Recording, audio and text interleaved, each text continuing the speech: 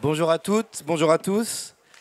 Alors pour ceux qui ne me connaissent pas, je suis Mathias Tavel, député de Saint-Nazaire et par ailleurs co-rédacteur en chef du journal de l'Insoumission, le seul mensuel insoumis du pays, auquel je vous invite à vous abonner et même que vous pouvez acheter au numéro si vous avez besoin d'un éventail pour supporter la chaleur, mais aussi pour le lire. Évidemment, petite règle canicule, il fait chaud. Si vous voyez que votre voisin commence à changer de couleur, n'attendez pas qu'il tombe pour intervenir. Il y a de l'eau là devant si vraiment vous avez besoin pour que tout ça se passe bien. Merci à vous d'être là pour cette table ronde qu'on a intitulée « Pour sauver le climat, faut-il faire sauter la banque ?» Alors le titre peut paraître un peu énigmatique peut-être à certains. Certains y auront peut-être vu une référence à Hugo Chavez et à sa phrase en 2009 « Si le climat était une banque, il serait déjà sauvé ». D'autres, en tout cas, auront compris qu'il s'agissait notamment à partir de la question climatique, mais pas seulement, aussi de la question de la pauvreté et de l'inflation, de voir comment on peut gouverner à partir des besoins, qu'est-ce que ça signifie, qu'est-ce que ça recoupe, comment on finance les investissements qui sont nécessaires pour la bifurcation écologique, pour permettre à chacun de bien vivre dignement quand on a à la fois des canicules ou des sécheresses comme on les connaît maintenant, quand on a une inflation de plus 20% sur l'alimentation en un peu plus d'un an, quand on a l'essence qui arrive à 2 € le litre, etc. Toutes ces choses de la vie quotidienne qui mettent à l'ordre du jour, selon nous, insoumis, une bifurcation nécessaire de notre mode de vie collectif, tout simplement, et d'organisation de la société, et donc de son économie et de la manière dont on organise et dont on utilise l'argent dans notre pays. Voilà un peu quelques-unes des grandes questions qui sont à l'origine de cette table ronde et qu'on va évoquer avec nos intervenants. Comment on pense cette politique des besoins? Quelles sont les contraintes auxquelles on est confronté? Comment on trouve les sources de financement? Quel est le rôle de l'État? Est-ce qu'il est effectivement au service de l'intérêt général? Est-ce qu'il est toujours une forme d'action démocratique ou est-ce qu'il est devenu autre chose, notamment en matière économique? Voilà, je ne fais pas une liste plus longue, c'est déjà très vaste et nos invités vont pouvoir y répondre dès à présent. Je vous les présente s'il y a besoin. Juste à ma droite, Romaric Gaudin, auteur et journaliste économique. Et je lui disais juste avant que c'était grâce à lui que j'avais notamment pu comprendre aussi bien les mécanismes qui étaient à l'œuvre lors de la crise grecque de 2014 et 2015. Peut-être ici certains ont lu à l'époque ces articles. Je vous invite à lire aussi les plus récents, ils sont toujours aussi bien écrits et documentés. Anne-Laure Delatte, économiste, auteur d'un livre que je vous recommande, qui est en vente au Village du Livre, « L'État droit dans le mur », pour rebâtir l'action publique, qui est une forme presque d'enquête policière sur la manière dont l'argent public, qu'il soit de l'État ou de la Banque centrale, a été utilisé au cours des dernières décennies. Ça se lit vraiment presque comme une enquête dont on reconstitue petit à petit les pièces du puzzle. Et puis Éric Baird, économiste également, co-animateur du département d'économie de l'Institut La Boétie, dont vous pourrez trouver les différentes notes qui ont été publiées sur les retraites, sur l'inflation, sur le stand de l'Institut La Boétie, et qui font aussi depuis peu une note de conjoncture économique, qui ont notamment permis de mettre en valeur ce que depuis tout le monde a été obligé de reconnaître, qui est la part prépondérante des profits dans l'inflation, et pas seulement le fait que ce seraient les matières premières ou les salaires qui auraient augmenté. Ça, on s'en serait rendu compte. Je dois excuser Aurélie Trouvé, qui a été désignée volontaire pour nous représenter au campus du Parti Socialiste à Blois aujourd'hui et qui ne peut pas être parmi nous, même si elle aurait évidemment beaucoup aimé être là. Chacun d'entre nous va présenter son propos en une dizaine de minutes et puis ensuite on pourra prendre quelques questions pour que nos invités y répondent. Voilà, je ne serai pas plus long, je donne la parole à Romaric Gaudin pour commencer. Merci à vous. Merci beaucoup et merci pour votre invitation. Merci à tous d'être là. Moi, j'aurais voulu d'abord rebondir sur ce propos liminaire avec ce qui a été dit, c'est-à-dire la double crise que l'on est en train de vivre, crise écologique, fait pas un dessin. On l'a subi en ce moment. Et la crise, évidemment, sociale, que l'on subit également à travers les salaires, quasiment en fait, les salaires de tout le monde sont frappés par cette crise, mais aussi par le fait que, d'une certaine façon, cette inflation entraîne l'économie de façon générale dans une sorte de choix assez incroyable entre la récession ou la perte de salaire réel. Donc, cette double crise, pour moi, elle représente la même crise. C'est la crise du modèle économique néolibéral. Et moi, j'essaye de comprendre le néolibéralisme pas forcément comme une variante du capitalisme, mais plutôt en fait comme un moment du développement du capitalisme. Ce qui amène immédiatement à réfléchir, si on veut chercher une politique économique qui essaye de résoudre la double crise en profondeur, pas seulement essayer de l'atténuer ou de faire en sorte de la contourner ou des choses comme ça, mais véritablement de résoudre cette double crise et de trouver des solutions qui permettent de bâtir quelque chose de nouveau et de résistant à cette double contrainte, ce qui nous amène donc finalement à s'interroger et à s'attaquer, à mon avis, au mode d'organisation économique actuel de façon plus générale. Donc, ce que je vais essayer là de vous présenter assez brièvement, c'est un peu le cadre que moi j'envisage, sur lequel j'essaye de réfléchir, sur le cadre finalement de cette nouvelle politique économique, qui soit une politique économique qui ne gère pas seulement les urgences, on va parler évidemment des urgences dans cette table ronde et j'en parlerai un petit peu, mais qui également engage réellement une modification en profondeur de l'organisation économique afin de pouvoir apporter une réponse à la crise du néolibéralisme qui est aussi, qui est une variante de la double crise dont on a parlé. Alors, pour aborder cette nouvelle politique économique, à mon avis, il y a deux conditions importantes. La première, c'est d'avoir une définition claire de l'objectif que l'on cherche à atteindre. Alors, évidemment, c'est-à-dire finalement de savoir où on veut aller lorsque l'on se lance dans une politique de cette nature, qui est une politique donc transformative, qui veut transformer le mode économique. Alors, c'est pas à moi de décider ce qu'on doit faire, c'est le processus démocratique, mais on peut réfléchir quand même, en partant toujours de cette double crise que l'on a évoquée, de savoir comment finalement on peut essayer de modifier la structure économique pour parvenir à ça. Et pour moi, cette double crise, au fond, elle vient de l'incapacité d'une organisation fondée sur un système marchand, un système qui, en fait, donne la priorité au prix, où le prix, en fait, détermine les besoins, bien de faire face à cette double crise. Et pour sortir de ça, je pense qu'il faut envisager effectivement une rupture avec une organisation économique qui est celle d'aujourd'hui, où la question des besoins, elle est prise en compte, on prend en compte les besoins, mais elle l'est à travers le système de prix et donc à travers les marchés. Donc, pour moi, gérer cette double crise, c'est se donner l'objectif d'une démarchandisation de la société, ou en tout cas d'un processus de démarchandisation de la société. Et donc ça signifie qu'il ne faut pas seulement, évidemment, on en parlera, mais protéger les services publics et les développer, mais ça veut dire aussi qu'il faut réfléchir à cette démarchandisation dans d'autres domaines, qui est celui de la production, de l'écologie, du travail, voilà. Donc, une fois qu'on a posé ce premier objectif, qui pour moi est une première condition de l'action d'une nouvelle politique économique, il y a une deuxième condition qui se pose, qui est, enfin, une deuxième condition qui regroupe, vous allez voir, plusieurs autres, qui est en fait celle des contraintes.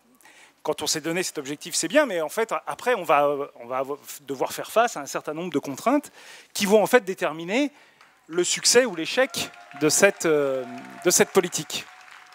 J'attends juste là.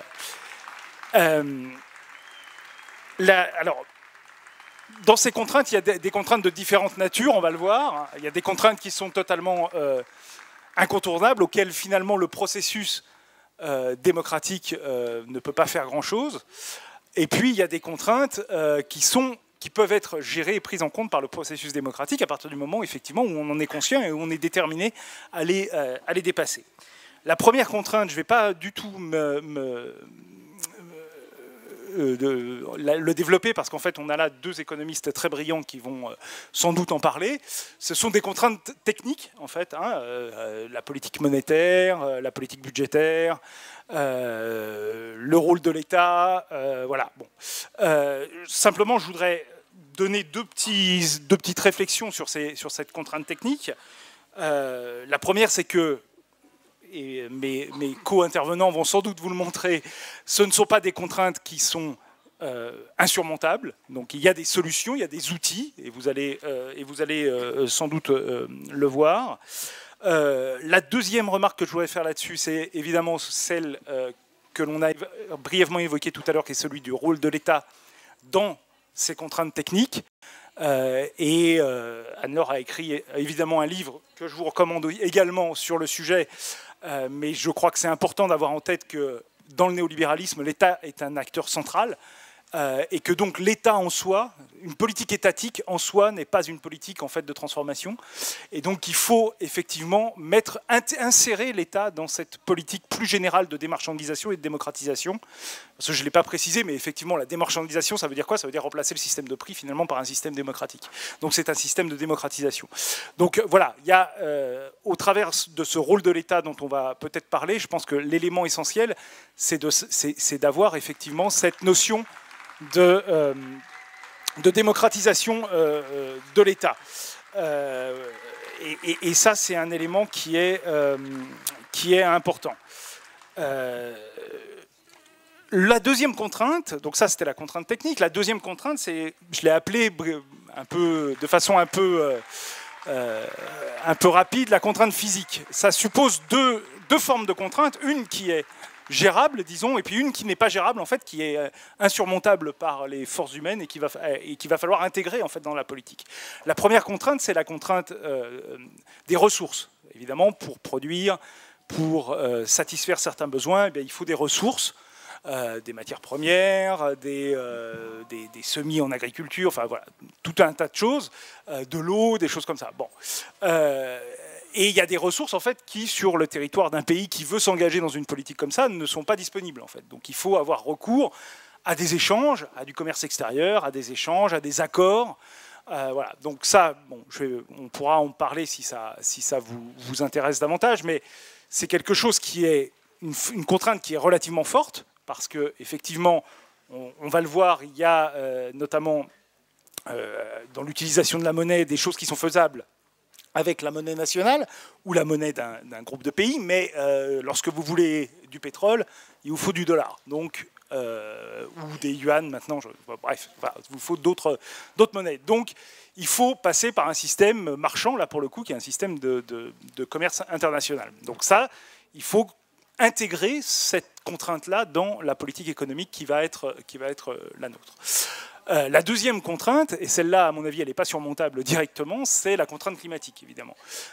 Ça, aucun processus démocratique ne fera que le changement climatique s'arrêtera parce qu'on a décidé que ça s'arrêtait. Donc, il faut intégrer cette contrainte-là, en fait, dans la politique économique, à la fois comme un objectif, c'est-à-dire comment on peut se prémunir, réduire les effets, se prémunir de ces effets-là et faire en sorte que, voilà, on puisse survivre dans un monde où aujourd'hui les températures vont augmenter et là on peut pas directement inverser le cours de l'histoire, même si on peut le freiner, même si on a évidemment des choses de ce point de vue-là.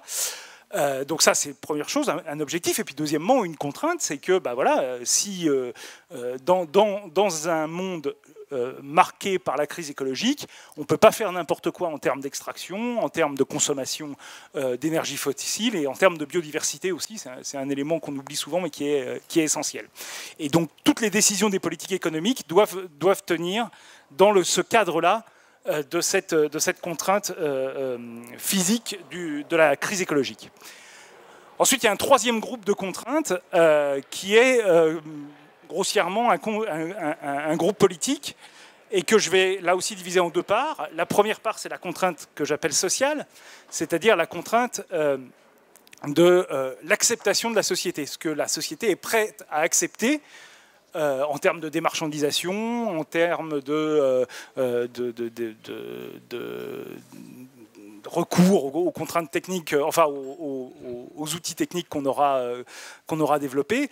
Donc ça, c'est un élément qui est important parce que, en fait, lorsque l'on s'engage dans une politique de transformation en profondeur de l'économie, on a toujours des oppositions sociales. Il y a des groupes sociaux, en fait, qui vont perdre dans ce processus-là, et ça, c'est normal, en fait. Dans tout processus de transformation, il y a des perdants, en fait.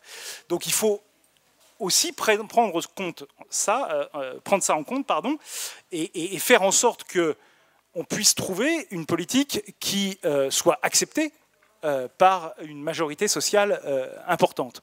Et ça, je pense que ça se fait en amont par un travail de contre-hégémonie important. Et là, enfin, pas être très pessimiste, mais pour le moment, on en est un peu loin. Donc, c'est un travail qui est important, c'est un travail culturel, c'est un travail il faut travailler en fait la société autour de ces objectifs. Donc ça, c'est la première contrainte sociale. Et la deuxième contrainte, c'est la contrainte politique. C'est-à-dire les expériences en fait, de transformation que l'on a développées au cours de l'histoire nous montrent que souvent, en fait, ces réticences au sein de la société vis-à-vis de la transformation, eh bien, elles amènent en fait, des changements de politique, parce que les gens qui sont au pouvoir, en fait, ils ont peur de perdre leur majorité, ils ne veulent pas aller à l'encontre, effectivement, des oppositions sociales, et donc, eh bien, on a des reculs, des compromis, des choses comme ça qui se développent et qui souvent entraînent à terme l'abandon, en fait, de la transformation. Je vous rappelle que la rigueur, en 1983, elle était temporaire. Donc, c'était une parenthèse. Hein. Donc, voilà. Bon, on désespère pas de la refermer, mais enfin, voilà. Donc c'est un élément qui est extrêmement important et qui suppose à la fois ce travail sur la société dont je vous parlais précédemment, mais aussi eh bien, de la détermination et du relais aussi dans les mouvements sociaux, c'est-à-dire ne pas réaliser cette politique économique de transformation uniquement eh bien, depuis un centre opérationnel au cœur de l'État et qui en fait diffuserait sur le reste de la société.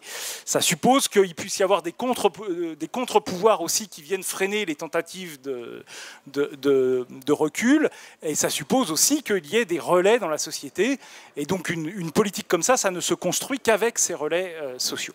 Donc je ne suis pas rentré, je vais m'arrêter là parce que je crois que je suis déjà au bout du temps qui m'est imparti, je ne suis pas rentré dans le détail exact de la transformation économique. Moi, j'ai essayé juste de dresser un peu ce qui me semble être le cadre dans lequel on doit s'engager pour faire une transformation en profondeur. Mais évidemment, d'abord, je pense qu'on en parlera ensuite. Et évidemment, ensuite, dans vos questions, si vous le souhaitez, on pourra rentrer un peu plus dans le détail de ce que l'on peut, doit et veut faire. Voilà. Merci beaucoup pour votre attention. Merci Romaric Gaudin, et je passe la parole maintenant à Anne-Laure Delatte, effectivement, qui a travaillé, comme je vous le disais tout à l'heure, sur la question du rôle de l'État, notamment, État entendu au sens de la puissance publique, qu'elle soit monétaire, budgétaire, mais elle va sans doute le dire, dans la manière dont l'économie fonctionne aujourd'hui et depuis un certain nombre d'années, et évidemment dans la manière dont il pourrait être mis peut-être au service d'une autre politique. Merci beaucoup, vous m'entendez ? Et merci beaucoup pour cette invitation. C'est toujours un plaisir de venir. C'est ma 3e année aux Amphis, donc j'ai l'impression d'être une ancienne maintenant. Et merci à Mathias d'avoir organisé cette table ronde, parce que bon, je vous connais bien tous les deux et on discute souvent, donc c'est sympa de pouvoir parler en public ensuite de ce qu'on peut discuter, de ce dont on peut discuter ensemble au cours de l'année. Voilà. Alors. Il faut que je me mette tout près ou il faut que je parle plus fort? Donc la question j'ai essayé d'angler un peu ma présentation avec une question que tu m'as posée en particulier, qui est que tu as posée dans ton introduction, c'est est-ce que l'État est vraiment au service de l'intérêt général ? Et comme Romaric l'a dit avant, on a aujourd'hui un État néolibéral. Or, dans le néolibéralisme, l'État, il est vraiment au cœur du système. Donc je vais essayer de revenir là-dessus en se disant qu'est-ce qui s'est passé au cours des dernières décennies. Est-ce qu'il y a eu des transformations profondes de l'action publique, la façon dont l'État intervient, et qui pourrait expliquer plusieurs choses. D'une part, cette impression en tant que citoyen que l'État n'est plus vraiment à notre service, par une baisse de l'investissement dans les services publics, par un détricotage du contrat social, de la protection sociale, mais aussi cette intuition que si on continue comme ça, avec cet État-là, en fait, cet État ne sera pas capable de prendre les mesures radicales, utiles, pour bifurquer, pour vraiment changer le système et ne pas aller droit dans le mur. Donc là, je fais une petite pub pour mon bouquin, mais pour changer le système et arrêter le processus de la crise climatique, ou en tout cas s'y ajuster au mieux. Et notamment, je reprends ce qu'a dit Romaric sur le sortir du marché. En fait, il faudrait sortir une grande partie de nos activités du marché. Pourquoi ? Parce qu'au cœur du marché, il y a cette notion de profit qui va en contradiction avec parfois l'intérêt général et souvent l'impératif climatique. Mais je vais essayer de vous montrer qu'il y a eu des transformations au cours des 40 dernières années qui entraînent qu'on a un État qui est au cœur du marché et qui est même au service du marché, au service des entreprises. Et c'est ce qui pourrait, du coup, expliquer notre intuition que finalement cet État-là n'est pas exactement au cœur de l'intérêt général. Alors, il y a un paradoxe que depuis que j'ai sorti le bouquin, je n'y échappe jamais quand j'ai un interlocuteur plutôt de l'autre côté du spectre politique qui me dit « Mais attendez, on est dans un État, vous pouvez pas dire que c'est un État libéral, ultra-libéral, on a 60% de PIB, de dette publique, de dépenses publiques, ce qui est un des ratios les plus importants dans le monde. On a énormément de dettes publiques. On a une Banque de France qui finance une partie de la dette publique française. Donc, qu'est-ce que vous racontez ? On ne peut pas dire que c'est un État libéral. Donc, c'est Dominique Seux notamment, mais vous voyez qui c'est. Mais j'ai eu le droit à plusieurs fois ce commentaire-là. Et justement, je trouve que c'est intéressant parce qu'il faut vraiment partir de ce paradoxe-là et puis s'en servir éventuellement dans un déjeuner du dimanche quand on a ce genre de questions. Parce que oui, il y a un gros paradoxe. On a un État qui intervient énormément et qui intervient même plus qu'au sortir de la Seconde Guerre mondiale. En chiffres, quand on était sous la planification, en pleine planification, en fait, on n'avait pas autant de dépenses publiques sur le PIB. Et la Banque de France, qui était le bras armé du Trésor, ce qui est devenu Bercy, intervenait moins et prêtait moins d'argent au Trésor que ce qu'elle fait aujourd'hui. Donc on a un vrai paradoxe, on a un État qui est au cœur du système économique. Mais ce que révèlent les données, si vous regardez, alors ce que j'ai fait pour ce travail, c'est que je suis allée collecter des données depuis 1949, qui sont complètement publiques à l'INSEE. Vous pouvez trouver des données sur la fiscalité française depuis 1949. Je suis allée chercher des données qui sont beaucoup moins publiques sur les niches fiscales. C'est ce qu'on appelle les dépenses fiscales. Alors, c'est quoi les niches fiscales ? Enfin, vous savez tous ce que c'est. On peut aider les entreprises et les ménages de plusieurs façons. Vous pouvez leur donner des subventions, mais vous pouvez aussi les exonérer de certains impôts ou leur donner des crédits d'impôt. Ce n'est pas exactement la même chose, mais ça revient au même, qui est que plus vous donnez des exonérations ou des crédits, moins on paye d'impôts. Et ça s'appelle des dépenses fiscales, c'est des aides publiques qu'on donne aux ménages, par exemple, sous la forme de, si vous avez eu une nounou à domicile, vous savez ce que c'est. D'ailleurs, c'est la première, la première niche fiscale pour les ménages, c'est les emplois à domicile. Vous voyez bien à qui ça s'adresse, en fait. Et donc, vous avez aussi une politique d'aide publique, de soutien public aux entreprises, d'investissement, etc. Et donc, avec Ayman Abdel-Salam, qui est là d'ailleurs, qui donne une conférence ici, en fait, je me suis appuyée sur les données qu'il a collectées. Je vous jure que c'est vraiment un boulot de dingue, parce qu'il est allé chercher les PLF, donc les projets de loi de finances depuis 1979, aux archives papier, et il a récupéré toutes les niches fiscales qu'on a pu mettre en place depuis 40 ans. C'est hyper important de faire ce travail-là, parce qu'en fait, personne ne l'avait jamais fait. Donc, on n'était pas capable de quantifier combien on avait donné à la fois aux ménages et aux entreprises sous ces formes-là. Alors, j'ai ces données INSEE, fiscalité, combien on paye d'impôts. J'ai les données combien en fait on grignote d'impôts du côté des ménages et des entreprises. Et je suis aussi allée regarder le bilan de la Banque de France depuis 1949 pour voir comment est-ce qu'elle l'utilise. Et en fait, ce que ça raconte comme histoire, c'est très simple. C'est qu'on a un État qui intervient bien davantage que après la Seconde Guerre mondiale, pendant la planification. Je vous ai donné les chiffres, mais ceci se fait plutôt au service du marché. En fait, le récit vraiment qu'il faut retenir sur l'action publique, c'est que quand on est sorti de la Seconde Guerre mondiale, on avait deux principes, c'était construire une protection sociale et planifier. On a détricoté ça pendant les années 70, 80. On a mis l'opprobre sur l'État en disant qu'il n'y avait pas d'efficacité, qu'il fallait absolument détricoter tout ça. Mais en fait, on a dévoué une grande partie de son action aux entreprises, ce qui est assez logique, parce qu'en fait, dans les années 70, arrive aussi le grand retour du libéralisme, du marché, où on dit l'efficacité, la performance, elle est du côté des entreprises. Mais c'est là qu'on redécouvre le néolibéralisme, le nouveau libéralisme. On dit attention, en fait, le marché, il ne marche pas tout seul. Il ne fonctionne pas vraiment tout seul. Si on le laisse marcher tout seul, il va avoir des crises, des dysfonctionnements, des injustices. Et donc, on a besoin de l'État pour l'aider à fonctionner. Et vraiment, ce qui est intéressant, c'est que c'est Foucault qui en parle, notamment le philosophe, dès 79, dans ses leçons au Collège de France. Il dit attention, on est en train de subir une énorme transformation dans l'action publique. Il en a l'intuition, mais ce qui est intéressant, c'est que là, maintenant, aujourd'hui, on peut vraiment le documenter. Il en a l'intuition en 79, et vraiment, ça commence dans les années 80, mais ça s'accélère à partir des années 2000. Et il y a une tendance vraiment très, très, très importante. Donc, c'est pas Macron qui a mis ça en place. Après, lui, il l'accélère. Enfin, en tout cas, il est vraiment dans ce mouvement-là complètement. Mais c'est vraiment quelque chose qui se met en place dans les années 90-2000.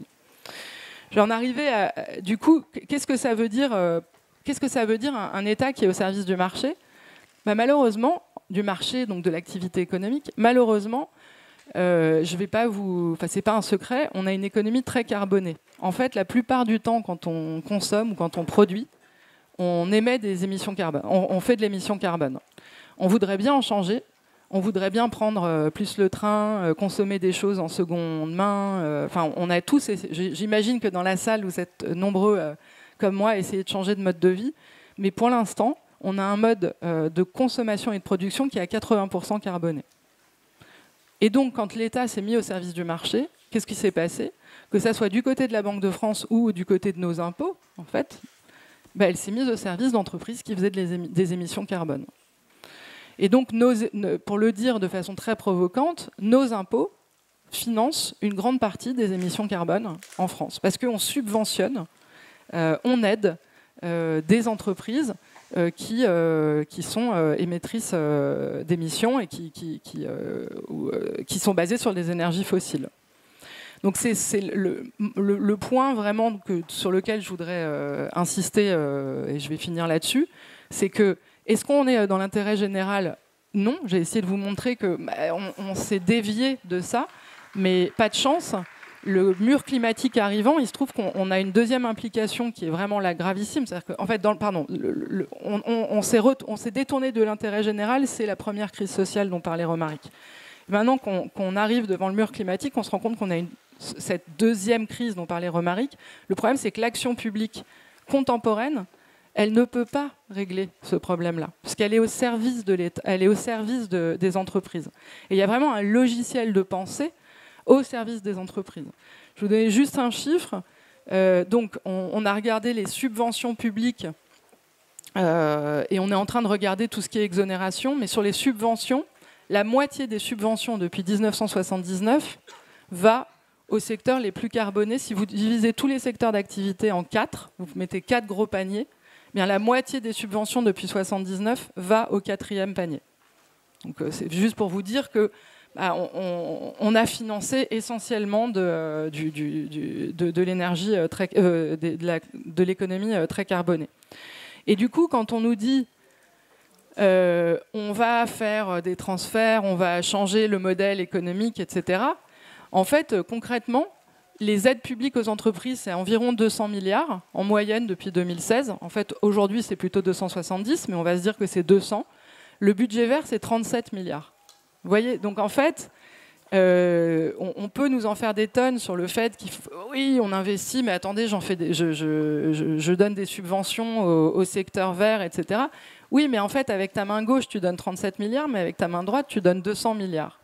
Donc voilà, il me semble, pour finir, le point, c'est que là, on n'est pas dans de la politique incrémentale, en fait. On n'est pas dans des petites mesures qui pourraient nous permettre, même si on avait plus de ressources, on pourrait financer davantage d'innovation verte. Non, en fait, le problème, c'est qu'une partie de notre budget est au service d'émissions carbone. Et donc, en tant que citoyen, citoyenne, moi, ça m'insurge. Enfin, ça me met très en colère, en fait, de me dire que les impôts que je paye sont en partie utilisés pour financer ça. Et donc, il me semble que c'est un sujet important à mettre dans le débat public.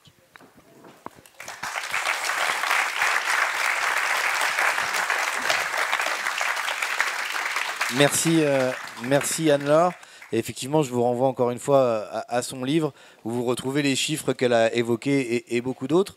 Et justement, à propos de cet argent qui existe, de l'argent qui est nécessaire pour tout ça, je pense que Éric Baird va sans doute évoquer aussi le sujet. Donc je lui laisse la parole, Éric Baird, économiste et co-responsable du département d'économie de l'Institut La Boétie. Merci Mathias. Bonjour à toutes et à tous, puis merci également pour l'invitation à participer à ce débat. Alors moi je vais effectivement mettre un peu plus l'accent sur la question du financement un peu de cette bifurcation écologique, de ce qu'il serait possible de faire, des marges de manœuvre que l'on peut avoir en la matière. Alors, Romaric et Anne-Laure ont déjà tracé la route vers quoi il faudrait aller, et maintenant c'est comment, par quels moyens, quels moyens mobiliser pour réaliser cette bifurcation écologique. Alors, on nous dit toujours que ça va nécessiter des sommes très importantes, mais en préambule, il y a un point important, c'est que le coût de l'inaction est bien plus élevé que le coût même important que l'on doit supporter monétairement, financièrement, pour réaliser cette bifurcation écologique. Alors, ça passe bien évidemment par la fiscalité, hein, ça a été rappelé, on subventionne beaucoup le secteur carboné, il y a tout un tas de niches fiscales qui sont inutiles et qui pourraient être supprimées très rapidement. Hein, juste pour l'exemple, rien que dans le projet de loi de finances de 2023, hein, il y avait un rapport annexé, un rapport sur l'impact environnemental du budget de l'État, où il était montré qu'il y a 120 niches fiscales qui ont un effet négatif sur le climat et qui représentent à peu près 4,5 milliards d'euros. Bon, déjà ça, on pourrait supprimer et ça nous ferait un petit volant supplémentaire. Alors évidemment, 4,5 milliards, on est bien loin des sommes qui seraient nécessaires. Le récent rapport Pisani-Ferry-Mahfouz qui est sorti au printemps estime, lui, qu'il faudrait 60-70 milliards annuellement de surinvestissement pour réaliser cette bifurcation écologique. Alors, il y a des choses qui ont été faites, notamment au niveau européen. Au niveau européen, on avait eu le plan de relance européen au moment de la crise sanitaire, et puis dont l'idée est aussi de préparer le monde d'après, hein, puisqu'on nous avait dit que rien ne serait plus comme avant. C'est comme la parenthèse de 83, on attend que le monde d'avant se termine et que le monde d'après arrive, donc il va arriver, hein, mais quand? Bon. Donc là aussi c'était très largement sous-dimensionné. La Commission européenne notamment a aussi mis en place un plan pluriannuel pour la transition écologique, de 100 milliards d'euros par an pendant 10 ans. Bon, là où la Cour des comptes européenne dit qu'il faudrait 1100 milliards par an, hein, pour réaliser cette bifurcation écologique. Donc l'ambition européenne, elle est très très très en deçà de ce que l'on aurait besoin. Alors, tout ça n'est pas suffisant. Et puis, quand en plus vous ajoutez à ce tableau le fait qu'en France, on a un gouvernement dont la boussole est « je baisse les impôts et je veux réduire la dette », vous voyez bien que les marges de manœuvre pour faire de la bifurcation écologique deviennent très très très restreintes. On aurait besoin d'une fiscalité beaucoup plus progressive, redistributive et orientée vers la satisfaction, puisqu'on est sur la satisfaction des besoins, la satisfaction d'un certain nombre de besoins sociaux et cette bifurcation écologique, les deux allant de pair, hein, les questions sociales et environnementales sont intimement liées et on ne réglera pas l'un sans l'autre. Mais tout ça va certainement être insuffisant et évidemment il va falloir recourir à l'endettement. Donc ça veut dire qu'il faut revenir en quelque sorte sur tout ce que fait le gouvernement actuel, et il faudrait même faire à peu près l'inverse de ce qu'il fait et de ce que font aussi les banques centrales. La logique actuelle donc de baisse de la dette, au moment où on a besoin justement d'investissements publics massifs, c'est totalement suicidaire. Augmenter les taux d'intérêt comme le font les banques centrales aujourd'hui, eh bien là aussi c'est renchérir le coût des investissements en matière de transition et de bifurcation écologique. Alors, je crois que ce qu'il faut bien avoir en tête, alors après 40 ans de néolibéralisme qui nous a martelé le message inverse, c'est que, en fait, en matière de politique économique, on a deux grands leviers. La politique budgétaire, on agit sur la fiscalité d'un côté, on agit sur les dépenses publiques de l'autre, et la politique monétaire. Bon, la construction européenne a fait que le levier monétaire a été transféré à une banque centrale indépendante et le politique n'a plus voix au chapitre là-dessus. Mais justement, pour affronter les défis qui sont les nôtres, tant sociaux qu'environnementaux, l'urgence est de réhabiliter la politique budgétaire, puisque c'est la politique budgétaire qui, elle, est la plus à même de permettre la réalisation de ces objectifs, des objectifs sociaux et environnementaux, qui restent, comme disait Romaric, à définir collectivement, bien évidemment. Et la politique monétaire, elle doit venir à son service. Aujourd'hui, on est dans quelque chose de complètement inversé, c'est-à-dire qu'on a corseté la politique budgétaire avec des règles de déficit, etc., que personne à peu près respecte, mais malgré tout, elles existent et on nous les brandit à intervalles réguliers. Et le gouvernement actuel, en bon élève de l'Europe néolibérale, a pris l'engagement de revenir à un déficit public à 2,7% du PIB en 2027, c'est à peu près 5% aujourd'hui, et à réduire le niveau de la dette pour arriver à 108% en 2027, alors qu'on est à 112% aujourd'hui. Mais tout ça, très bien, sont des objectifs comptables, mais qui sont totalement hors sol par rapport aux enjeux que l'on veut, aux enjeux qui nous font face, aux défis auxquels on a à faire face, et à tout ce que l'on doit financer. Alors, les marges de manœuvre, elles peuvent exister je vois que le temps passe, pour lancer après la discussion, on peut en citer quelques-uns, et notamment au niveau monétaire, parce qu'on nous dit, oui, bon, la politique monétaire, elle nous contraint très fortement, c'est vrai. Les banques centrales européennes jouent du taux d'intérêt, c'est vrai. Mais ce qu'il faut regarder aussi, c'est que, paradoxalement, l'inflation actuelle pourrait ne pas être un si grand ennemi que ça, à condition, bien évidemment, que cela ne se traduise, que cette inflation elle ne soit pas supportée par l'ensemble des ménages, et à condition qu'on ait une augmentation des salaires qui, à minima, suivent le rythme de l'inflation pour ne pas perdre en termes de pouvoir d'achat. Pourquoi l'inflation pourrait avoir des effets intéressants ? L'inflation, ça participe à ce que Keynes appelait en son temps l'euthanasie des rentiers. C'est-à-dire que ça mange la rente. Ça réduit la valeur réelle de l'épargne, des différents épargnants. Donc, de ce côté-là, ça a un effet plutôt positif. Ça a un autre effet positif, tant que les taux d'intérêt, même s'ils augmentent aujourd'hui, ils restent inférieurs à l'inflation. C'est-à-dire que le taux d'intérêt réel, ce que ça coûte réellement pour un emprunteur, c'est la différence entre le taux d'intérêt dit nominal et le taux d'inflation, eh bien, ça représente le coût réel. Et quand c'est négatif, ça veut dire en gros que vous remboursez moins que ce que vous avez emprunté.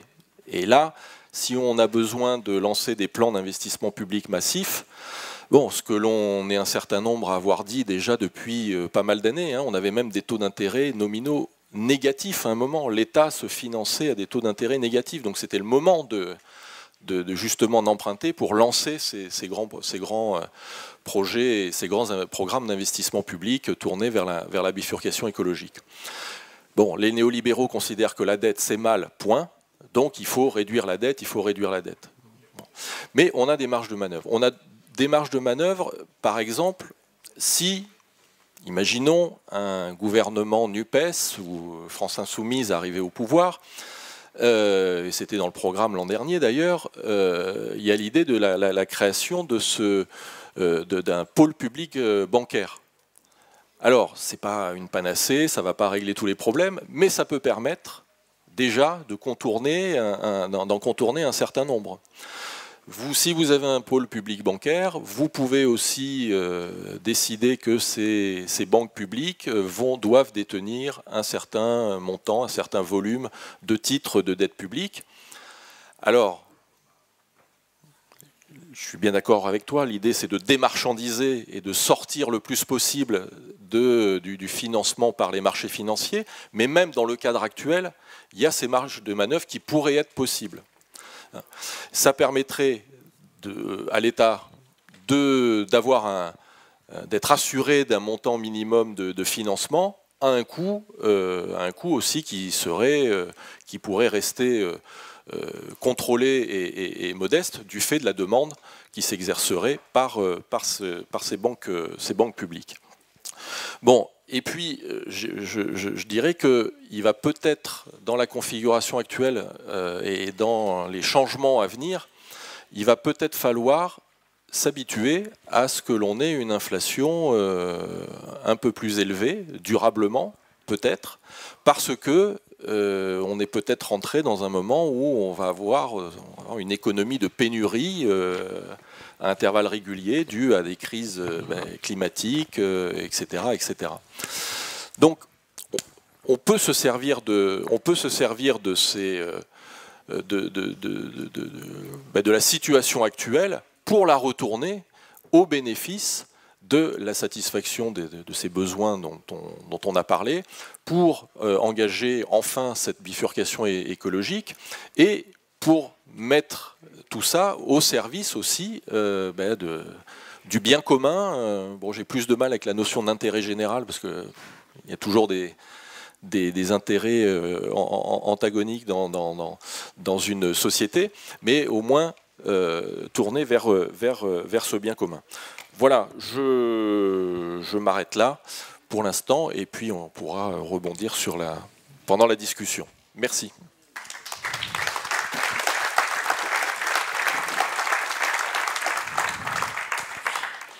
Merci Eric. Alors, pour rebondir justement sur ce que tu viens de dire, l'intérêt général, il y en a au moins un, je pense, qui peut tous nous paraître évident.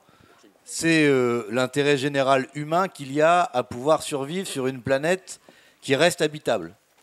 On le dit ici, on a quelques jours de canicule, mais vous avez vu cet été certains pays atteindre des températures à plus de 50 degrés à l'ombre, rendant obligatoire l'arrêt du pays, purement et simplement. Parce que vous ne pouvez plus, ne serait-ce que faire sortir les gens pour aller travailler, ou alors que vous êtes obligé de dépenser de telles quantités d'énergie pour climatiser qu'il vaut mieux que les gens restent chez eux plutôt que de les faire travailler. Situation qui montre bien que avoir de l'argent ou avoir du pétrole ne suffit pas à faire face au changement climatique. Et si je commence par là, c'est pas seulement pour rebondir sur la balle que lançait Eric, c'est parce qu'on a ici en France, encore au début de cette semaine, des gens qui nous disent « le GIEC exagère ». C'est ce député du Rassemblement national, vous l'avez entendu. Il y a eu hier ou avant-hier un débat aux États-Unis entre les candidats républicains pour la prochaine présidentielle. Et c'est le même type de discours, climato-sceptique, qui consiste à dire « mais non, c'est pas si grave, de toute façon il a toujours fait chaud l'été ». Non, ce n'est pas vrai.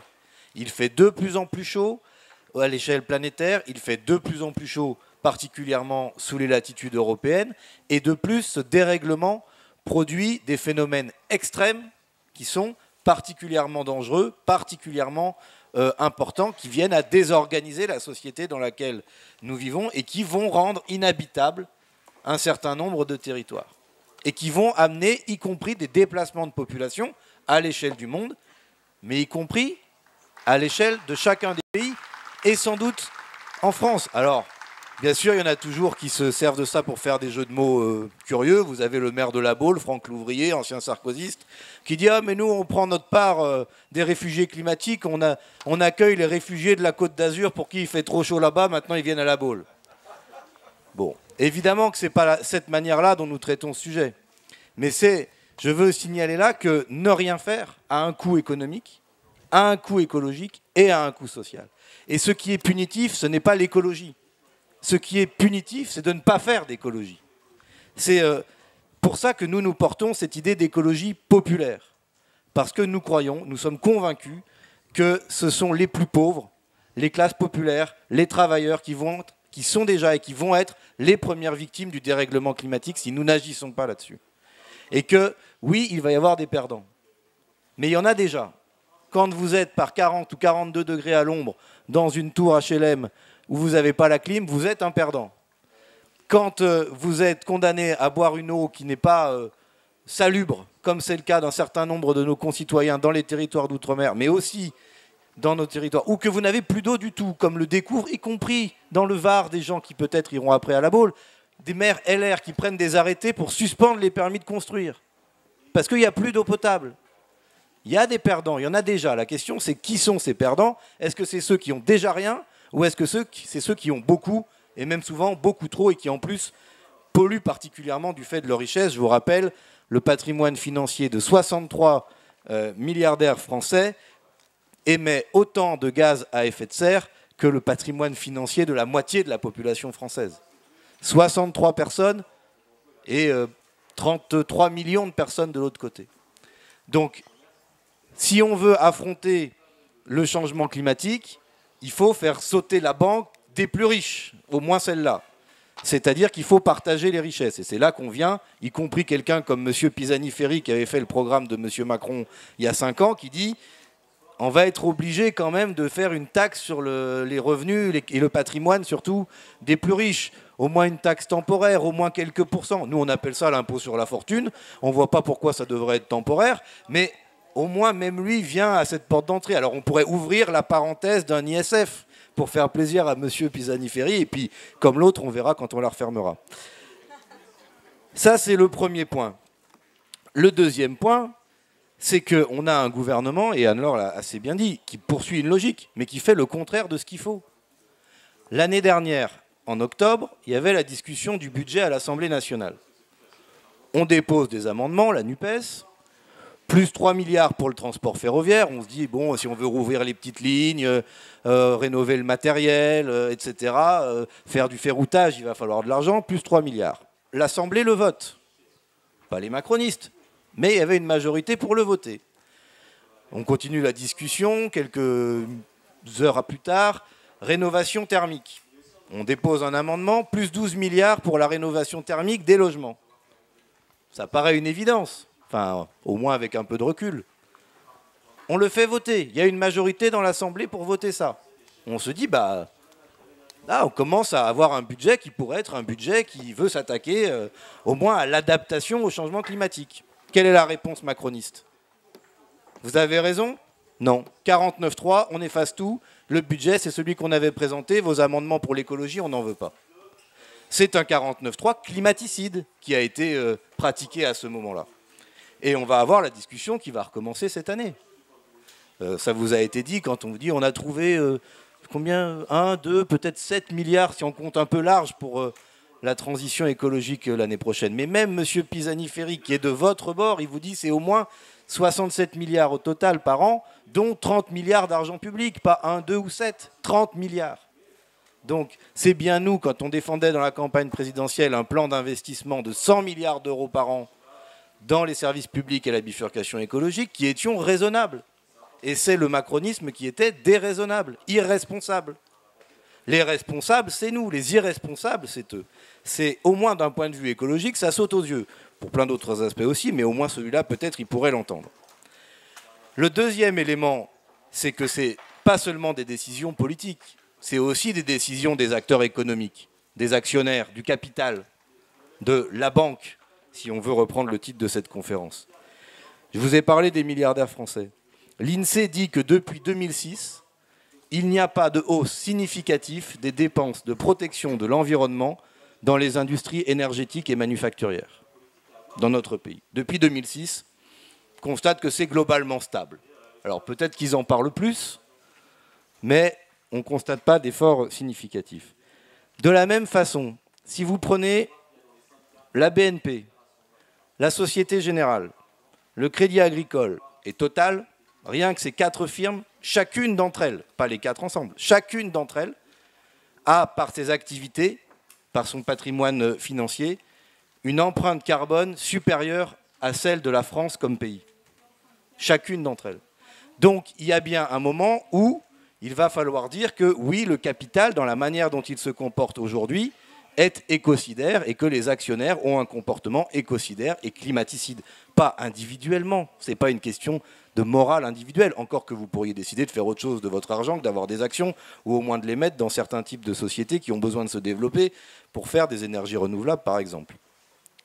Mais comme fonctionnement global, la recherche du profit à tout prix n'est pas compatible avec les besoins en investissement dans la bifurcation écologique, dans le changement des modes de production, dans l'abandon d'un certain type de production et dans la reconversion des salariés qui sont dans ces secteurs et dans la transformation des modes de consommation. Même chose, il y a un autre verrou à faire sauter, j'en ai déjà un peu parlé hier, je vais donc assez vite, c'est le verrou européen.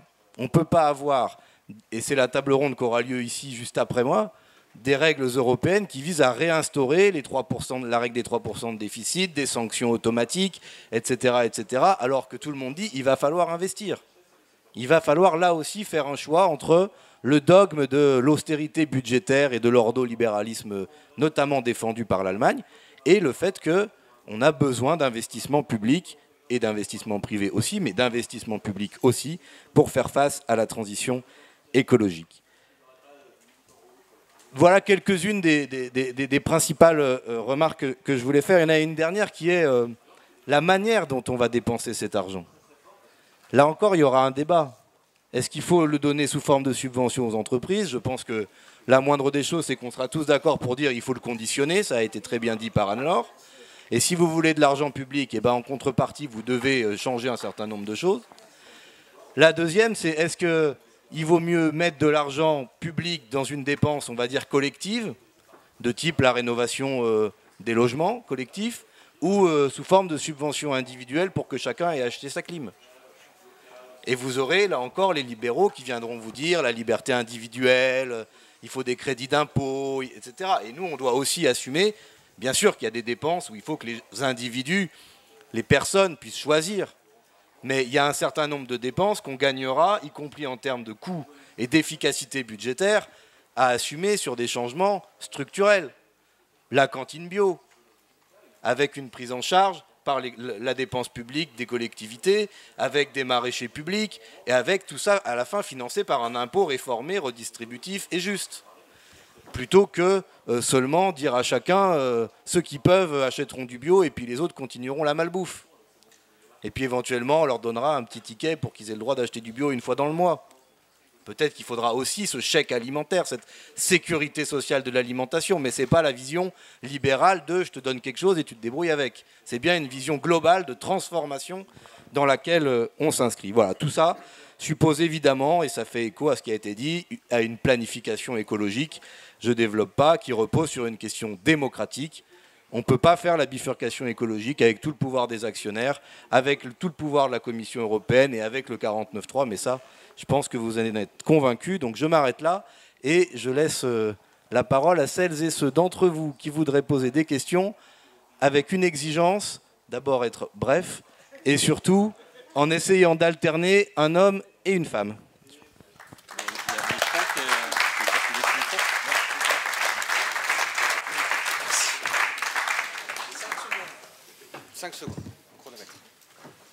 Oui, je voulais juste savoir, et je m'adresse en particulier, un petit peu à Monsieur Romaric Gaudin.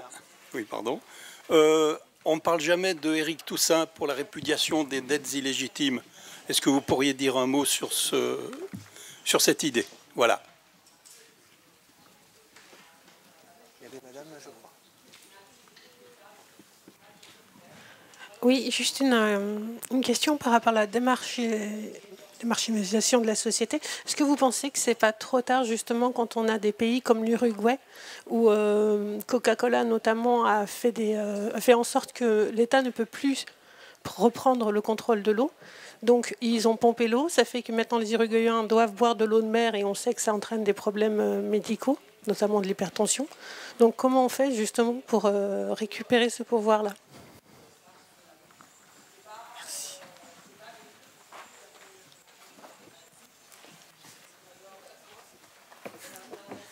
Oui, bonjour, William, conseiller régional des Pays de la Loire. Quand on a parlé tout à l'heure du coût de l'inaction, qui était supérieur au coût de l'action, par exemple, on l'a vu récemment, la hausse du prix de l'énergie qui est passée de 40 € le mégawattheure à 4 000 €. Donc on voit par exemple que c'est un rapport de 1 à 100. Quand on parle climat, tout de suite, je pense pragmatisme. Une des mesures que Mathias t'a évoquées, et tu as parlé de son devenir, c'était la rénovation thermique des logements, pour dire que c'est une mesure très impactante. C'est 8% qu'on pourrait enlever de notre bilan climat. La question, elle est, quand on veut faire sauter la banque, justement, bon, il y a l'État-providence, l'État peut aider, il a besoin d'accompagner les plus précaires, mais une rénovation thermique d'un logement, par exemple, c'est 40 000 €. Donc 40 000 € pour quelque chose qui va vous faire baisser votre facture d'énergie, mais qui va être complètement invisible. Et là, pour l'instant, je pense que beaucoup, autrement que les banques, sont frileux. Mais on sait que sur ce dossier-là, les banques, justement, sont extrêmement frileuses, alors qu'on a un effort pratiquement de guerre. On a 500 000, si on veut atteindre, par exemple, 10 millions de rénovations thermiques en 20 ans, on doit en faire 500 000 par an. Les banques ne sont pas du tout au pas de cet élément. Comment on peut amener les banques, justement, à participer à cet effort national?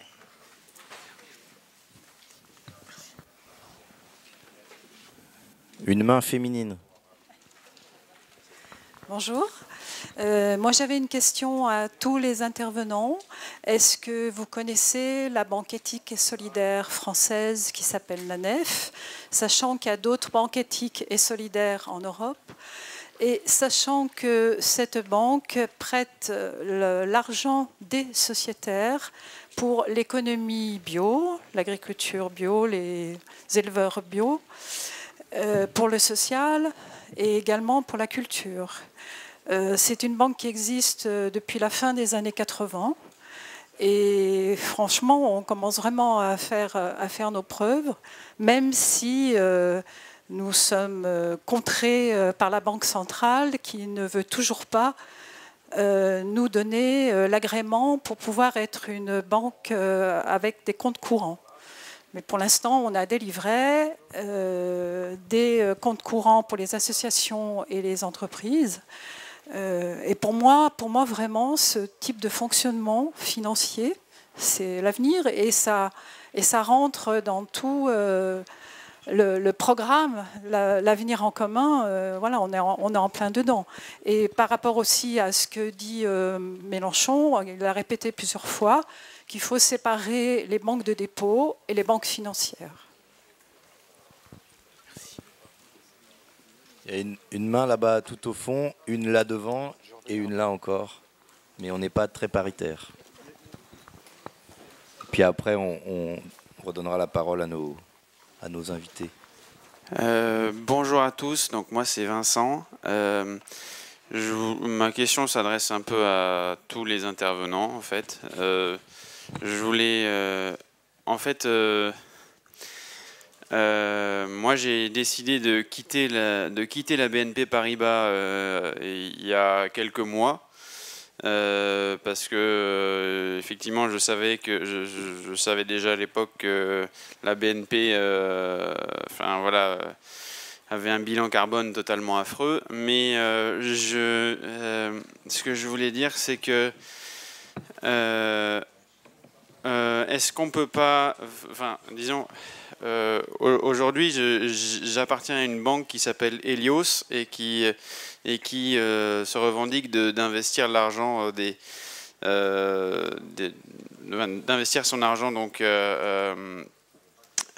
uniquement dans des projets écolos. Et moi je voulais savoir est-ce qu'on peut pas est-ce que l'État ou l'Union européenne ne peut pas passer genre un accord avec toutes les banques pour essayer de faire en sorte à ce qu'elles s'engagent vraiment juridiquement à promouvoir des investissements plutôt écolos. Est-ce que l'État, la puissance publique, peut pas faire en sorte que les banques s'engagent là-dessus? Voilà.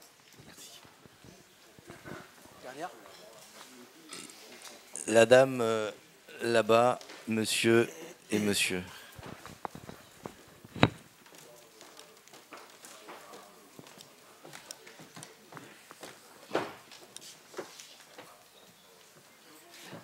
Bonjour, merci pour vos interventions. Ce que je voulais dire, c'est qu'en fait, on s'en fout de tout ça. Parce que l'économie doit être au service d'un projet, donc d'objectifs. Et ces objectifs, c'est nous qui allons les définir. Et donc, et on va gagner en 2027. Et du coup, les banques, s'ils le font, on les nationalisera. Et puis voilà.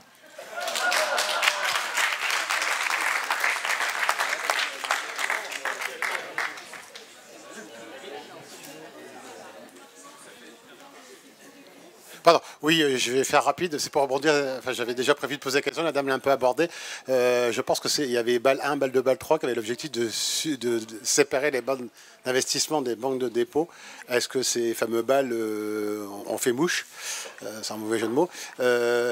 Sinon, est-ce qu'il y a un espoir que ce soit un jour? Et est-ce que c'est un bien, pour préciser? Merci.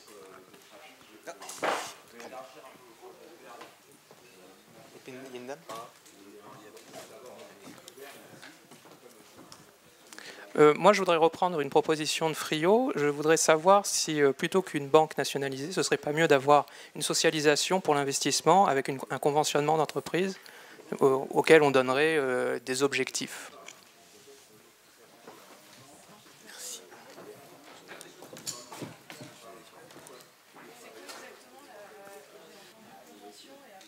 C'est-à-dire, comme la sécurité sociale, on aurait une cotisation sur les salaires donc, pour l'investissement des entreprises.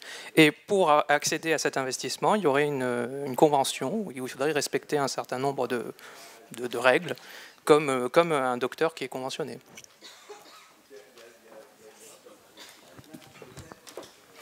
J'y vois 3 mains et après j'arrête. Alors, bonjour déjà, puis merci pour la conférence. J'avais 2 questions. Une très rapide, c'est par rapport à ce qui avait été dit sur les le bilan carbone des entreprises qui reçoivent les financements publics, c'est quoi leur taille? On se doute peut-être un petit peu de la réponse, mais voilà, quelles entreprises sont concernées? Et la deuxième question, c'était en admettant qu'on arrive à avoir un certain impact politique en Europe, on a quand même la deuxième économie de l'Union, il y a pas mal de pays du Sud qui seraient probablement prêts à nous suivre dans une voie des politiques plus de gauche. Quelles seraient les nouvelles règles qu'on pourrait donner à cette BCE? Parce qu'on sait que ce n'est pas les mêmes règles ailleurs, ce n'est pas les mêmes objectifs notamment. La Fed, par exemple, se donne aussi l'objectif de réduire le chômage, bon, avec toutes les conséquences que ça a. Et quels sont, donc au-delà de ces objectifs, l'indépendance qu'on pourrait souhaiter pour une banque centrale par rapport au pouvoir public?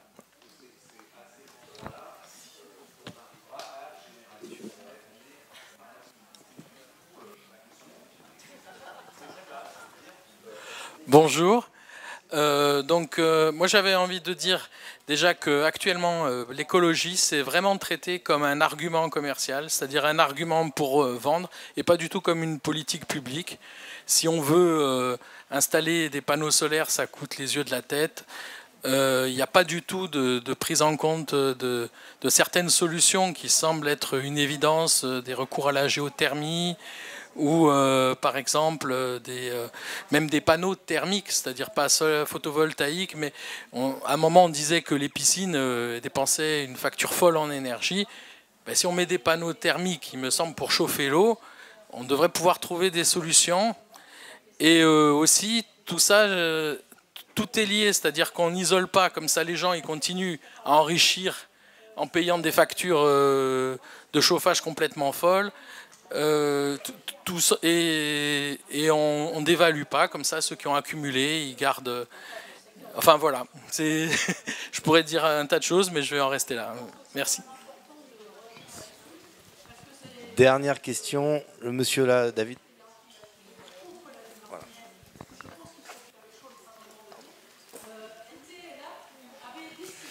Merci. Bon, alors j'interviens pour vous dire que on est dans un débat théorique, mais il y a un fait concret que je pose. Que faire par rapport à un État policier et judiciaire qui utilise la répression? Si je pose cette question, c'est parce que je viens de Dijon, et la semaine dernière, vous avez peut-être entendu parler, il y a eu 7 jeunes qui sont passés en procès parce qu'ils avaient commis un grand crime. Ils ont peint un mur de la BNP, banque climaticide, et ils ont bouché la fente du distributeur de billets pour protester. Et puis, ces jeunes appartenaient à Extinction Rebellion. L'affaire s'est passée au mois de mai. Ces jeunes, je précise, ils étaient tous, 4 d'entre eux étaient élèves ingénieurs à AgroSup Dijon. Il y en avait un autre qui était déjà ingénieur. Enfin, ils avaient tous des formations supérieures. Alors, ils ont été pris par la police qui connaissait avait déjà eu des informations sur leur action. Ils ont été arrêtés au mois de mai. 42 heures de garde à vue. Comme si c'était 42 heures en principe, ça s'applique à des criminels endurcis. Après ces 42 heures de garde à vue, perquisition chez eux, on les a ramenés chez eux menottés devant tous les voisins, etc., qui se demandaient ce qui se passait. Interdiction ensuite de se voir pendant 3 mois jusqu'au procès. Enfin bref, on a fait la totale. Les perquisitions, je précise, on a trouvé effectivement une pile de tracts protestant contre la dissolution des soulèvements de la terre. Voilà, c'était à peu près tout ce qu'ont trouvé les policiers. Alors face à ça, ces jeunes ont été condamnés la semaine dernière. Alors on n'a pas retenu la délinquance, mais on a transformé ça au degré inférieur, mais ils ont été quand même condamnés. Alors ma question, elle est très simple. On raisonne là-dessus. Lors de leur jugement, ils ont dit on a tout essayé, les manifs pacifiques, l'interpellation des élus, des courriers, des pétitions, il n'y a rien qui marche. Alors moi je vous réponds, qu'est-ce qu'on peut répondre à ces jeunes qui sont très inquiets pour leur avenir? Merci. On s'arrête là pour que chacun de nos invités ait le temps de répondre. Peut-être pour commencer, puisque la première question était adressée à Romaric Gaudin sur la question des dettes, mais c'est un peu carte blanche en quelques minutes. Il nous reste une vingtaine de minutes pour pouvoir répondre au maximum. Merci pour toutes ces questions intéressantes. Sur la question de la dette et des dettes illégitimes, moi, encore une fois, je pense que le point de départ, c'est la démocratie. C'est-à-dire, à un moment, il faut changer totalement de logique et donc s'interroger sur quelles sont les priorités en fait de l'organisation économique que l'on souhaite. Si la priorité c'est de pouvoir se refinancer sur les marchés à des taux intéressants et d'attirer les investisseurs étrangers pour qu'ils ouvrent des méga factories, je ne sais pas quoi, il ne faut pas faire de défaut sur la dette, quoi. C'est pas recommandé. Après, si ce n'est pas notre objectif, si on a d'autres objectifs, il faut regarder effectivement la structure de cette dette, et le travail qu'a fait Anne-Laure dans son livre est intéressant de ce point de vue-là. C'est-à-dire qu'il y a effectivement un usage de l'endettement français, c'est considérablement alourdi parce que justement il y a eu un transfert en fait de richesse vers le secteur privé. Donc, et que ce transfert de richesse, il n'est pas revenu. En fait, il n'y a pas eu de ruissellement, il n'y a pas eu d'accélération de la croissance, il n'y a pas de développement du bien-être général. Enfin, voilà, il ne faut pas être grand androïde pour s'en rendre compte. Donc, ça veut dire que en fait, cet endettement pour lequel ce qu'on a fait avec cet endettement, effectivement, la question de sa légitimité se pose. Mais ça, pour moi, c'est une décision. Moi, j'ai mon opinion là-dessus. Vous l'avez compris. Je pense qu'effectivement, il y a une vraie question de légitimité qui se pose. Après, je pense que c'est aussi des décisions qui sont collectives sur ce point de vue-là. Très rapidement sur la question des banques, il y a eu plein de questions autour des banques.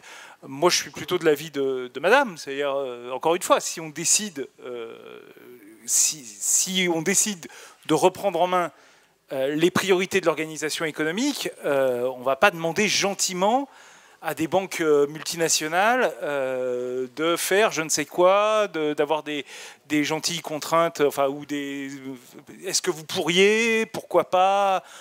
Non, on aura le pouvoir de légiférer, elles se soumettront à cette législation, et si elles ne veulent pas, elles s'en vont, et on les remplace par un pôle public.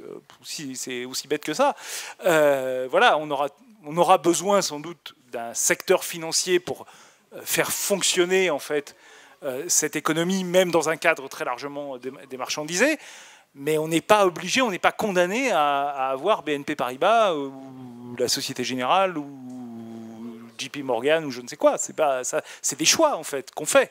Le fait que l'on se pose cette question-là montre que aussi on doit faire, c'est un des points sur lesquels j'ai insisté, c'est-à-dire que aussi il faut que nous tous, et moi aussi, je veux dire, je fais la leçon à personne, il faut que tout le monde on sorte en fait aussi d'un cadre de pensée qui nous a été imposé depuis maintenant 2 ou 3 générations et qui nous semble en fait naturel, mais qui ne l'est pas en fait. C'est pour ça que dans les contraintes que j'ai expliquées, je pense qu'il faut vraiment réfléchir aux contraintes qui sont structurelles sur lesquelles on ne peut rien faire, voilà, et puis à celles qui en fait peuvent être modifiées parce que voilà, on a cette possibilité-là. Je pense que ça c'est valable aussi pour toutes les règles européennes. Moi j'en ai pas parlé parce que voilà, pour moi c'est une évidence, c'est-à-dire que si encore une fois, c'est une question de priorité. Si votre priorité c'est de modifier l'organisation économique et sociale pour dépasser cette crise que l'on connaît, vous vous donnez les moyens de cette priorité. Il faut vous donner les moyens et tenir bon autour de cette priorité. Mais voilà, c'est ça qui est pour moi important. Et puis si la Commission européenne n'est pas d'accord, elle n'est pas d'accord. Voilà. Après, c'est à vous de voir si vous préférez dire qu'il faut que je sois d'accord avec la Commission européenne ou j'ai des options plus importantes à faire parce que il en va effectivement de la survie de la planète, du bien-être dans mon pays, etc. Voilà, je vais pas. Il y avait plein d'autres choses intéressantes, notamment sur les banques associatives, qui pour moi en fait peuvent s'inscrire dans une logique de planification et donc se soumettre aux contraintes de cette planification. Mais je veux laisser la parole aussi à mes 2 camarades. Eric peut-être, et puis on finira avec Anne-Laure. Oui, pour rebondir sur ce que vient de dire Romaric, par exemple sur les questions d'audit de la dette, de répudiation, il y a des choses qui existent déjà hein, dans le droit international, notamment la doctrine de la dette odieuse, qui stipule qu'une dette qui a été contractée et qui a servi les intérêts du régime en place, mais qui n'a pas servi la population ou l'intérêt général, eh bien, peut être est considérée comme une dette du régime, et quand ce régime tombe, cette dette tombe avec lui. Voilà.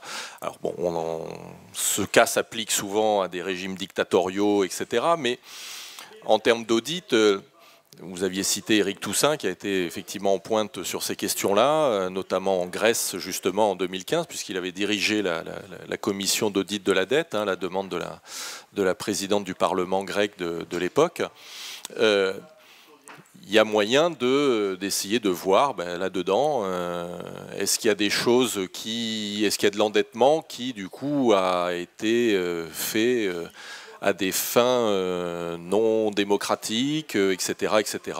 Bon, Rafael Correa l'avait fait en Équateur également, lorsqu'il est arrivé au pouvoir. Bon, il y a moyen peut-être de ce côté-là de trouver des choses.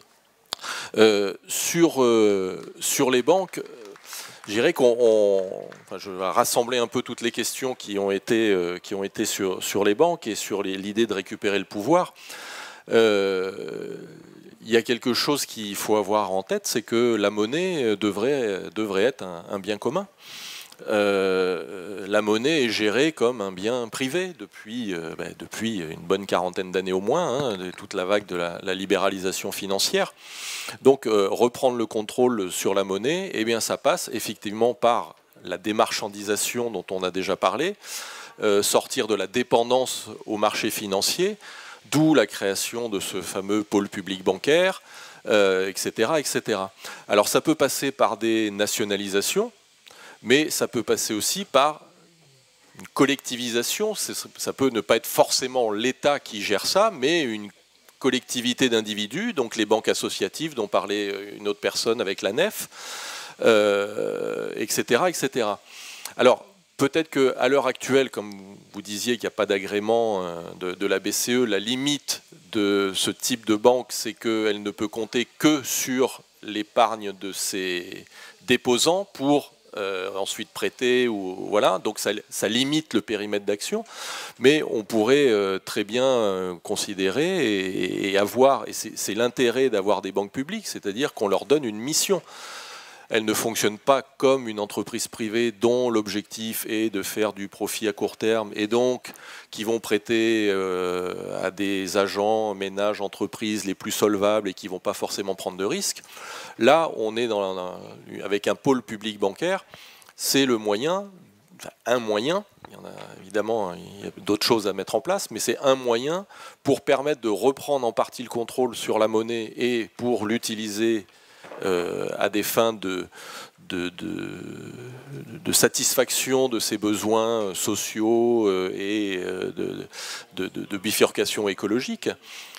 Voilà, telle banque, on peut lui dire, eh bien tiens, toi tu seras spécialisé ou tu vas financer les TPE, PME qui s'engagent dans la rénovation thermique des bâtiments, qui s'engagent dans telle ou telle chose que l'on aura jugé collectivement utile. Et là, c'est ça en fait, quand on parle de démarchandisation, parce qu'il faut voir que le marché, j'ai déjà eu l'occasion de le dire, mais le marché c'est une construction sociale. Quand on parle de marché, ça n'a pas de réalité physique. Ce qui a une réalité physique, ce sont les acteurs qui opèrent dans un domaine. Et quand, Anne-Laure l'a montré brillamment dans son livre, quand on voit que l'État, il est de plus en plus au service des entreprises et des plus grandes entreprises, c'est bien qu'il y a un petit souci de ce côté-là. C'est on est dans un État néolibéral qui favorise des intérêts privés. Donc on est aux antipodes de ce que l'on a besoin. Et donc c'est pour ça qu'il faut sortir souvent du marché, parce que le marché, déjà, en période de crise, le marché n'apporte jamais de solution À la limite, parfois, ça peut fonctionner bon an, mal an, dans des périodes de stabilité, et encore. Mais dès qu'on est dans des périodes de turbulence, il faut une intervention des institutions, que ce soit l'État ou d'autres institutions, et il faut des règles. Parce que si on n'a pas de règles, les crises, elles se diffusent encore plus, etc., etc. Bon, là aussi, je ne veux pas non plus empiéter sur trop de choses et laisser quand même de quoi répondre à Anne-Laure. Merci Eric. Anne-Laure Delatte. Merci. Alors, bon, d'abord, merci d'avoir autant cité mon bouquin. Franchement, si j'en vends pas plein à la sortie. Voilà. En fait, ils ont un pourcentage, s'il faut que vous le sachiez. En revanche, je peux dédicacer cet après-midi, donc si vous l'achetez, je suis là pour le dédicacer. Non, mais merci les gars, c'est sympa aussi d'être soutenu quand même.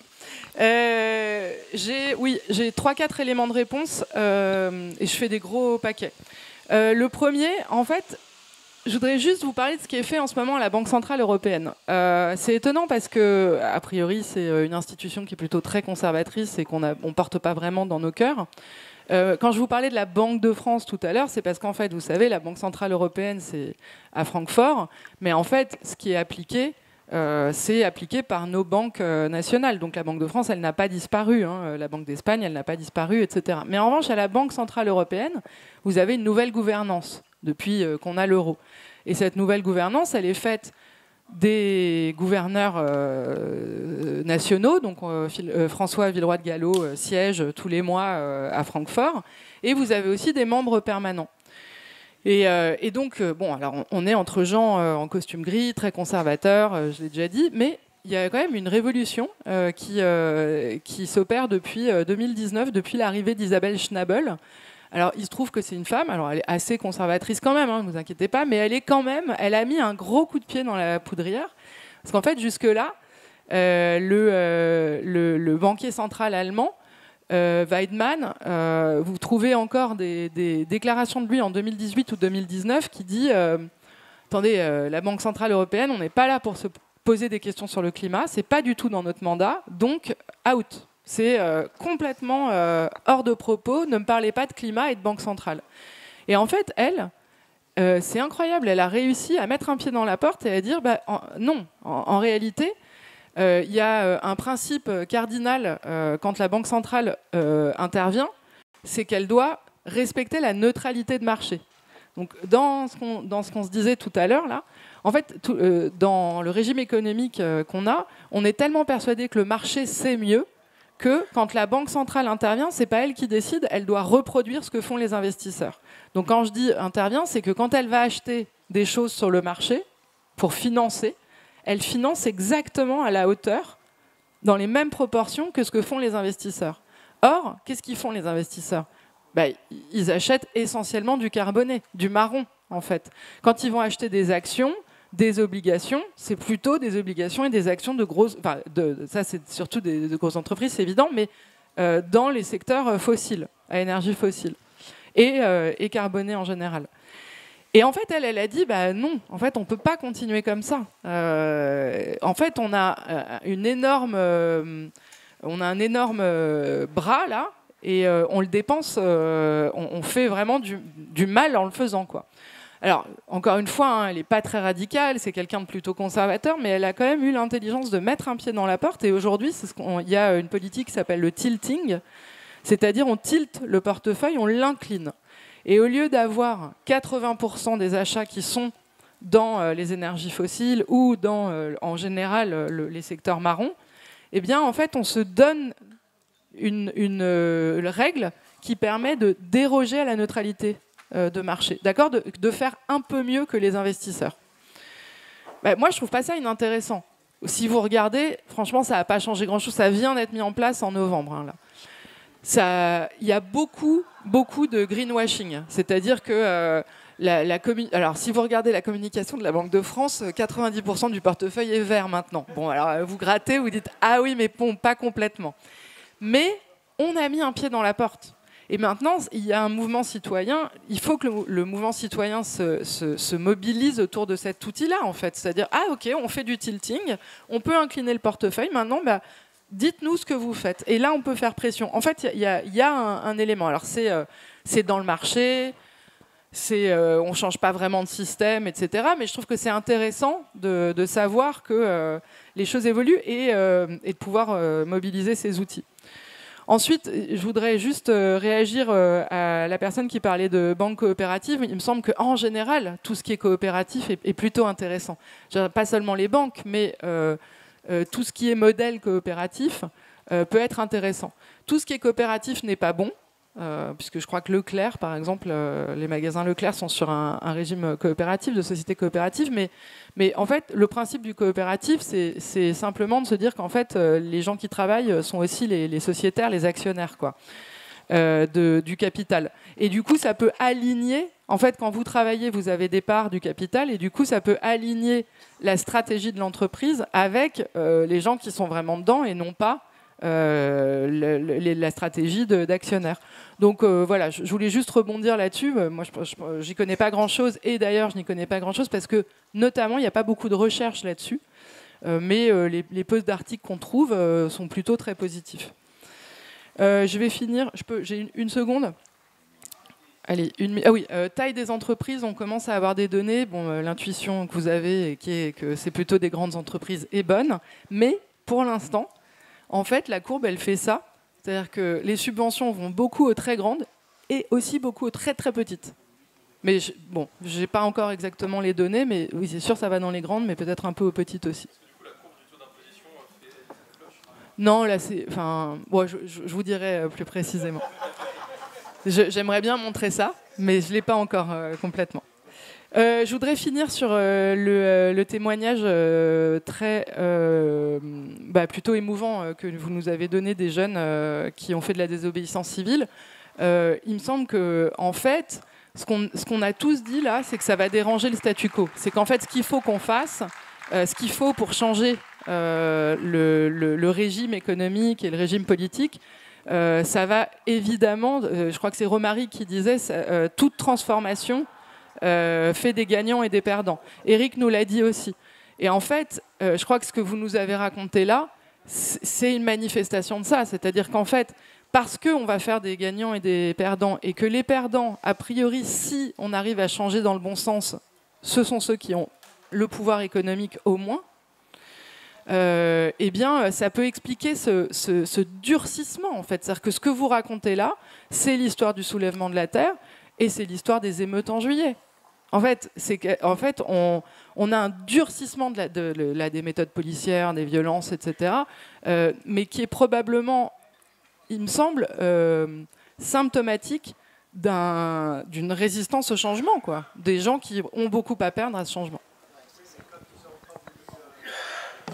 Merci Anne-Laure. Je crois que Romaric voulait ajouter quelque chose à ce sujet et après...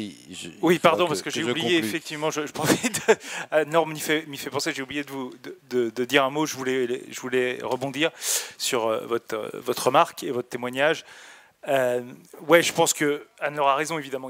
C'est une forme de résistance au changement, c'est aussi le signe que ce système est en crise, et ce qu'on a dit dès le départ, c'est-à-dire qu'il y a une double crise sociale et écologique, et cette double crise, vous le voyez, elle se transfère en fait sur un durcissement autoritaire qui vise et le mouvement social et le mouvement écologique. Et vous l'avez eu avec le mouvement des retraites, qui a été réprimé en fait à partir notamment du 49.3 de façon extrêmement violente, avec un durcissement des règles de droit et de la pratique de la justice, et un durcissement évidemment vis-à-vis du système écologique, du mouvement écologiste, à partir également d'il y a quelques mois. Et je pense que c'est vraiment le signe qu'on arrive au bout de quelque chose, c'est-à-dire il y a une panique du système qui voit très bien que en fait, son fondement qui est de fonctionner par le marché, les prix et en gros le système capitaliste tel qu'on le connaît, eh bien en fait il n'a pas les clés pour résoudre le problème, et il ne veut pas laisser ceux qui expliquent qu'en fait il est à la source du problème s'exprimer, parce que effectivement ça le met en danger. Et là, on aura la deuxième phase qui est que effectivement ils se sentiront sur le reculoir. Donc, je pense que vraiment on a le durcissement général du régime aujourd'hui est vraiment le signe de cette crise profonde que traverse le régime économique. Merci, Romain. Non, vas-y. Non, j'allais juste dire que c'est l'usage de la violence. C'est coopératif, l'animation. Non, je voulais juste dire que l'usage croissant de la violence signifie pas justement qu'on est face à un régime fort, mais au contraire faible, puisqu'il perd toute légitimité. Et donc, contrairement à ce qu'on pense, c'est précisément parce qu'il a plus que ça pour essayer de maintenir les positions que tu décrivais qu'il a recours à ça. Donc, c'est paradoxalement peut-être plus le signe qu'il est proche de la fin plutôt que du début. Mais ça peut durer Merci Eric. Quelques remarques rapidement pour répondre à quelques questions très très rapidement sur la question de l'Uruguay, des multinationales. Évidemment que cette bataille-là, elle se mène aussi contre des multinationales, avec parfois des exemples qui ont été donnés d'expropriation d'un certain nombre de multinationales. C'est aussi une des raisons pour lesquelles on se bat dans tous les accords internationaux contre les mécanismes dits d'arbitrage qui veulent permettre aux multinationales d'attaquer des décisions des États pour être indemnisées en dehors de la justice du pays concerné, qui est une forme de justice privée. On en a beaucoup parlé dans le cadre de la négociation du grand marché transatlantique, du TAFTA avec les États-Unis, mais cette question-là, elle existe au-delà de ce simple traité. Sur la rénovation thermique, il y a des propositions, y compris la France Insoumise a fait des propositions de loi pour qu'il n'y ait pas de reste à charge au moment d'avancer les travaux lorsqu'on est un petit propriétaire qui n'a pas la possibilité d'engager la rénovation de son logement alors même qu'il y habite. Il y a plein de situations, il y a des propositions qui peuvent être différentes selon les situations, mais cette question d'un tiers payant, d'un retour avec une forme d'hypothèque, de subventions plus importantes, le système actuel MaPrimeRénov', il n'est pas satisfaisant. Donc quand on dit rénovation thermique, ça ne veut pas juste dire on généralise MaPrimeRénov'.